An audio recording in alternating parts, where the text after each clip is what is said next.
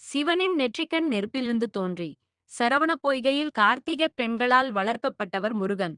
பார்வதி தேவி 6 குழந்தைகளையும் அனைத்து ஒன்றாக மாற்றியதால் ஆறுமுகன் என்றும், கார்த்திகேயர்களால் வளர்க்கப்பட்டதால் கார்த்திகேயன் என்றும் பெயர் பெற்றார். சூரன் போன்ற அசுரர்களை வதம் செய்ய அவதரித்த இவர் தமிழ் கடவுளாகவும், அறிவு, வீரம் மற்றும் அழகின் அடையாளமாகவும் வணங்கப்படுகிறார். முருகன் பிறந்த கதை மற்றும் வளர்ந்த வரலாறு.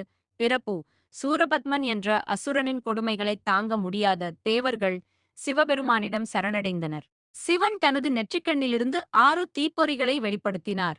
சரவண பொய்கை: அந்த தீப்பொறிகள் வாயு பகவானால் கொண்டு செல்லப்பட்டு சரவண பொய்கை ஆற்றில் விடப்பட்டன. அங்கு அவை 6 குழந்தைகளாக மாற.